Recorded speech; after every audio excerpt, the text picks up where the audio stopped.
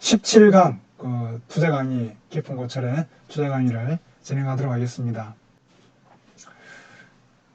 저희가 지금 살펴보고 있는 게 사회과학의 관성2를 살펴보고 있습니다. 우리가 처음에 해기 분석, 그 다음에 시계열 분석, 그 다음에 DDM이라 해가지고요. 네, 기본적 분석. 지금 전 세계를 엄청나게 지금 오늘도 주가 빠졌는데 이게 대부분 DDM의 영향 때문이죠. 그죠? 우리 이자율이 올라가면은 이제 주가나 부동산 가격이 떨어지는 그런 DDM에 의해서 그만큼 기본적 분석은 중요하죠. 이제 마지막으로 우리가 살펴보고 있는 게 사실은 기술적 분석입니다. 그죠? 기술적 분석을 살펴보기 전에 저희가 지난주 이슈 분석 중에 이런 게 있었죠. 하마스 공격을 금융시장이 몰랐을까? 그죠? 몰랐을까? 실제로는 보면은 여기에 우리가 지난주에 살펴봤듯이 여기에 이건 일주일 동안 움직임인데요. 그죠? 캔들 한 개가 일주일 동안 움직이는데 2주 전에 그죠? 어마어마하게 이 CDS라는 거 그죠? 이스라엘의 부도 가능성이죠. 부도 가능성. 예. 부도 가능성을 이자율로 표현한 겁니다. 그죠? 이 부도 가능성이 어마어마하게 2주 전 그리고 일주일 전에 올랐다가 드디어 폭등한 그죠? 이런 내용을 우리가 살펴보면서 결론은 뭐였죠? 결론은 주식 가격 속으로 뭐가 있다는 겁니까? 모든 현재 그리고 모든 관련된 정보들이 이미 다 녹아있다. 따라서 우리가 예를 들어서 관련된 정보들이 뭐가 있겠습니까? 뭐 여러 가지 업무도 있을 거고 그죠? 그리고 내부 정보도 있을 거고 각종 뉴스들 이런 모든 것들을 우리가 다 분석할 수는 없지 않습니까? 그죠? 물론 분석하면 좋죠. 그런데 이걸 다 분석할 수 없기 때문에 이 모든 것들이 다 녹아있는 하나의 결정체가 뭐죠? 바로 이 가격입니다. 그죠? 이 가격을 우리가 분석하는 것이 가장 효율적이다. 라는 걸 제가 평생 주장하면서 살고 있고, 지금도 그게 더 효과적이라는 걸 저는 온전히 확신하고 있습니다.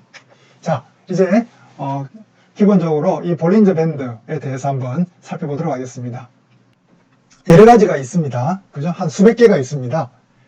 사회과학의 관성을 분석하는 게, 그 중에서 가장 인기 있는 그 중에 한 가지가 이 볼린저 밴드입니다. 그죠? 볼린저 밴드, 유튜브 같은 데 보면은, 볼린저 밴드만 알아도 뭐 수십억을 번다. 뭐 이런, 내용들이 참 많습니다. 그런데 저희는 볼린저 밴드 안 씁니다. 안 쓰는 이유가 여러 가지가 있지만은, 일단은 볼린저 밴드부터 한번 살펴보도록 하겠습니다. 볼린저 밴드 원리는 아주 간단합니다. 제가 늘 너무 간단하다는 표현을 쓰는데, 이게 보시면은 볼린저 밴드 해가지고요. 고저종 나누기 3대 있습니다. 원래는 그냥 종가 기준으로 쓰면 됩니다. 나누기 3 할 필요 없고. 종가를 가지고 만든 어떤 우리 툴이라는 걸 알 수 있죠. 그리고 20 단순히 평이라는 말이 나왔습니다. 그죠? 20 MA를 쓴다는 겁니다. 그죠? 20 MA를 쓴다는 거. 그리고 여기 보면 2라는 게 있습니다. 2라는 거. 여하튼 2라는 게 무슨 의미인지 한번 살펴보도록 하겠습니다. 우선 종가 기준이고요. 그리고 20 MA를 사용하는 거 돼 있잖아요. 요 중간에 있죠. 요 중간에 노란색 선. 이게 어떻게 보면은 20 MA입니다. 20 MA. 한 개는 해결했습니다. 그죠? 도대체 여러 선들이 있는데 이게 뭘까? 그러니까 두 번째요.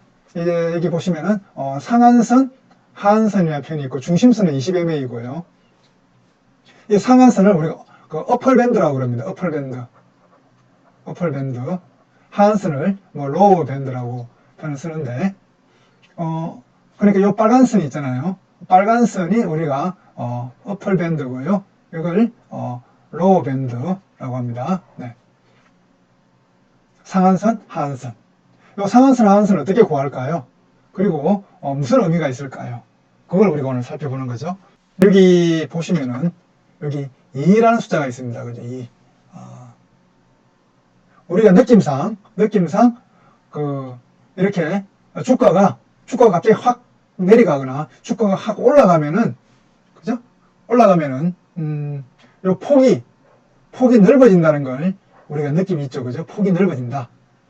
여기는 폭이 되게 좁다가, 그죠? 폭이 되게 좁다가, 크게 바뀔 때, 여기도 폭이 되게 좁죠. 이게, 그 빨간선하고, 그러니까 상한선 빼기 하한선. 요게 사실은 요겁니다. 요거요. 여기, 그 밴드 위드스라고 되어 있잖아요. 밴드 폭이라는 뜻이죠. 밴드 폭. 요 밴드 폭입니다. 요 밴드 폭.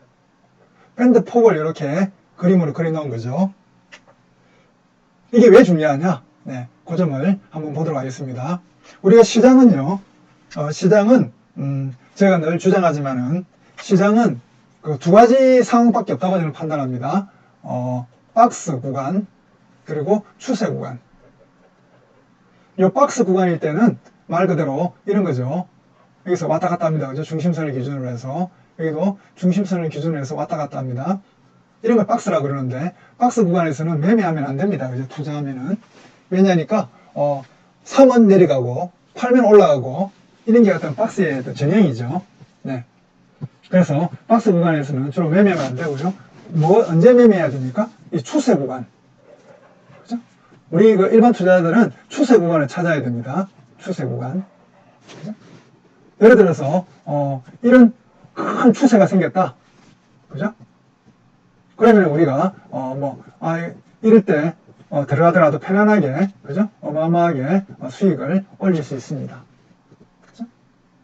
그 추세냐, 박스냐를 어떻게 구분합니까? 요 밑에 보시면은, 밴드 위드스라고요. 여기, 밴드 위드스라고 되어 있죠. 밴드의 폭. 그죠? 밴드의 폭이 되게 좁은 거, 이런 거 있죠. 밴드의 폭이 되게 좁은 거. 이런 건 우리가 뭐라고 하죠? 이게 이제 박스 구간입니다. 근데 엄청나게 큰, 그죠? 요런 구간을 우리가 뭐라고 하죠? 이건 추세 구간입니다. 추세 구간. 이게 그 하락 추세든 상승 추세든 상관이 없습니다. 그죠? 어떤 추세가 생기면은 어떤 일이 생깁니까? 네. 이 밴드 미드스의 폭이 폭증합니다. 그죠? 폭이 이렇게 폭증합니다. 폭이. 그러면은, 어떤 논리로 이렇게 구할까요? 그게 궁금하기도 하죠. 예를 들어서, 우리, 펀드 매니저가 있습니다. A라는 펀드 매니저가 있고요. B라는 펀드 매니저가 있습니다. A라는 펀드 매니저는요, 20년 동안 운용 수익률을 보니까, 한 10% 난게요. 한 5년 정도 10% 났고, 이게 빈도수입니다. 5년. 그리고 마이너스 20% 정도, 났을 경우가 한 번 정도 있고요. 그리고 플러스 한 40% 정도 난 경우가 또 한 번 정도 있고요. 그 다음에 이제 쭉 이런 것들이 이렇게 있을 수 있겠죠. 빈도수가. 그죠? 이렇게, 각 수익률이 있을 수 있습니다. 이렇게 쭉 평균 내보니까 20년 동안 그 A 펀드 매니저의 운용 수익률은 평균 수익률이 10%더라. 이렇게 놓을 수 있겠죠. 그죠? 이거 다 20번. 그죠? 20번이니까 나누기 20 하면 되겠죠. 쭉 수익률 하면은 10%더라. 이렇게 됩니다. 근데 B의 경우는요? B의 경우는 여기 보시면은, 10% 수익 난 게요. 한 15번입니다. 그리고, 0% 수익 난 게 한 2번이고요. 그리고 20% 수익 난 게 한 3번입니다. 3번. 20%. 그러면은 이 사람도 B도 평균 운용 실적은 이 사람도 10%가 됩니다. 요거 다 더하기 하면요. 자, 이 사람 A라는 사람하고 B라는 사람 두 사람이 있을 때, 그죠? 두 사람이 있을 때 투자자는 A에게 돈을 맡길까요? B에게 돈을 맡길까요? 아마 대부분의 사람은 B에게 돈을 맡길 겁니다. 맞나요? 요거 플러스 40% 이게 탐나서 A한테 맡기는 사람도 있겠죠. 그죠? 네. A한테 맡기는 사람도 있지만은 A의 경우는 어마어마하게 그죠? 이렇게 폭이 넓습니다. 그죠? 엄청나게 손실 날 때도 있고, 엄청나게 이익 날 때도 있고, 그런데 B라는 사람은요, 거의 그죠? 이 사람한테 맡기면은 매년 10%는 그냥 될 것 같아요. 그죠? 네. 요런 걸 우리가 뭐라고 하냐면요. 이거는 우리가 평균이라 그러죠. 평균. 평균이라 그러고요. 평균이라 그러고, 여기에서, 평균에서 얼마나 많이 이렇게 그 샘플들이죠. 20개의 샘플들이 많이 이렇게 거리가 있냐, 벗어난 걸 우리가 괴리라 그러죠. 이 괴리들만 싹 모아가지고 20개를 모아서 나누기 20 하면은 무슨 또 값이 나올 겁니다. 그죠? 여기도, 이 사람도 여기서, 이런 괴리가 있겠죠. 그죠? 괴리. 그죠? 괴리 20개를 모아가지고 20개 괴리들이겠죠. 괴리들 20개를 모아서 나누기 20 하면은 이것도 무슨 숫자가 나올 겁니다. 그죠? 이것도 사실은 평균입니다. 그죠? 이것도. 이거는 괴리의 평균이겠죠? 괴리의 평균. 우리 괴리들의 평균이라서 우리가 뭐라고 하냐면요. 분산이라는 표현을 씁니다. 분산. 분산되어 있다는 거죠. 이렇게 퍼져 있다. 그죠? 퍼져 있다. 이것도 일종의 평균입니다. 그죠? 분산의 정도를 갖다가 이렇게 20으로 나누었으니까요. 20으로 나누었으니까. 우리가 이런 걸, 분산이라고 그러고요. 분산을 이렇게, 좀 어려운 말을 써서 이렇게 루트를 씌우면은 이걸 우리가 표준 편차라고 그럽니다. 표준 편차. 결국 이것도, 평균이죠. 그죠? 어떤 평균입니까? 이, 실제 평균에서 얼마나 벌어져 있나. 그죠? 우리는 B를 선호합니다. B를 선호하는 이유가 뭐죠? 이 사람의 그 표준 편차가 작다. 그죠? 작다. 예. 우리가 조금 어려운 걸 했습니다만 그렇게 어렵지는 않습니다. 간단하게요. 20MA니까요. 20MA가 중간에 있잖아요. 그죠?